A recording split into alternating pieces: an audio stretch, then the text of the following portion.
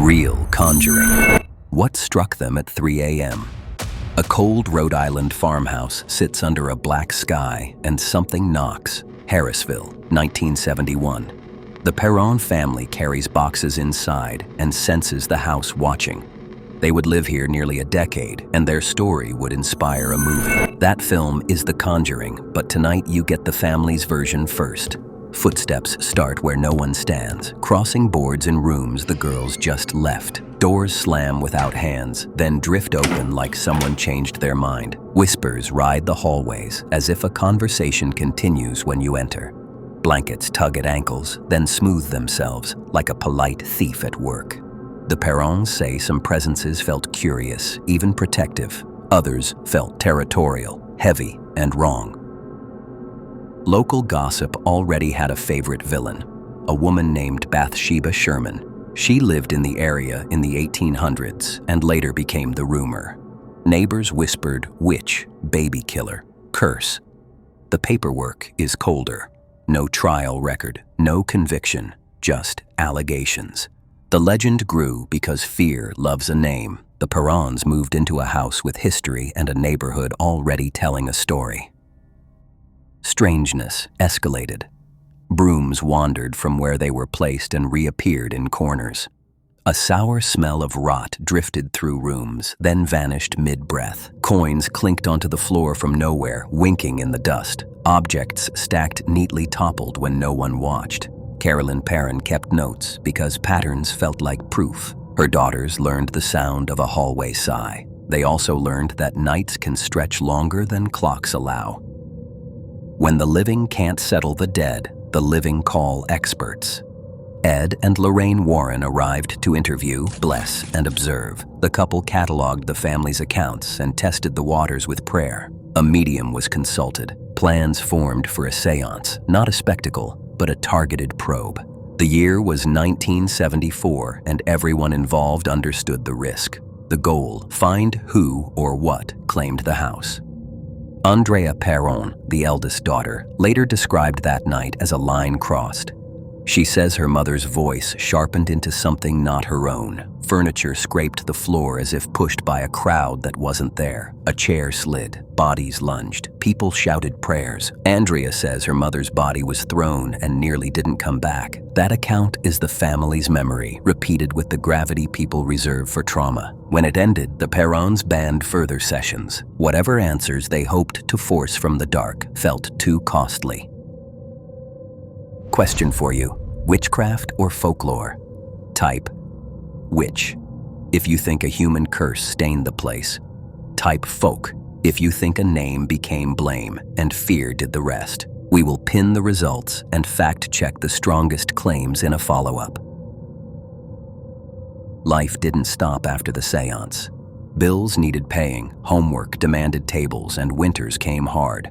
The family stayed for years, learning to coexist with drafts and dread. They finally left the farmhouse in 1980. The story followed them because stories always do. Reporters connected dots to rumors and rumors to headlines. The haunting entered pop culture like fog sliding under a door.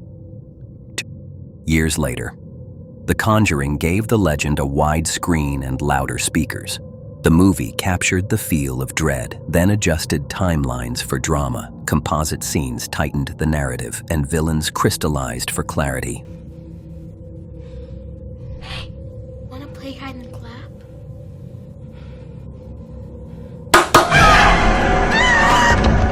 Andrea Perron has said the film is powerful, but not exact. The family's years compressed into 2 hours, and some events were reimagined. That doesn't mean nothing happened. It means Hollywood shaped what did.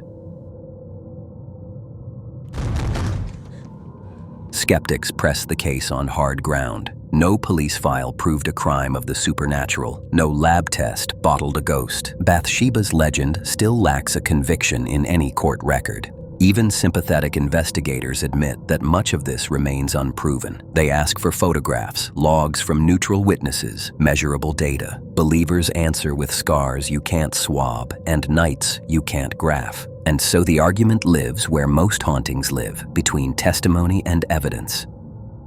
Today, the farmhouse draws tours and late-night investigations. Some visitors describe knocks and voices that edge past the audio gear. Others hear nothing and leave with only a story about stories. Owners present the site as living history and a working legend. People bring their own explanations, and the house rarely corrects them. That neutrality is part of the spell. It lets questions echo. So what actually happened on those winter nights?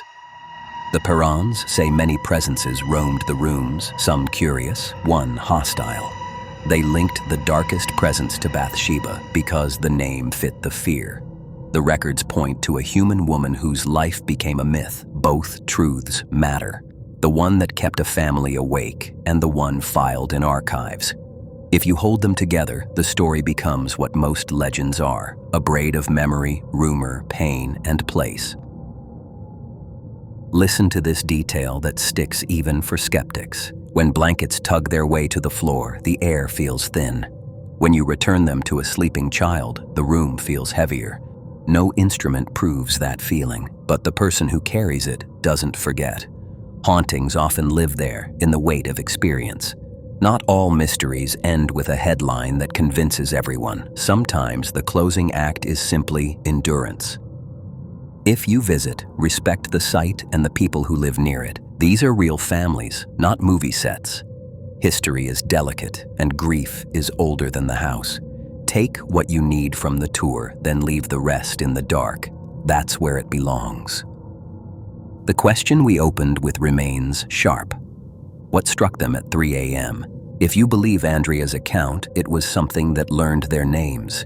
If you prefer the records, it was fear amplified by legend and time. Either way, the story refuses to die quietly. The house keeps a role for every audience, believer, skeptic, and traveler in between.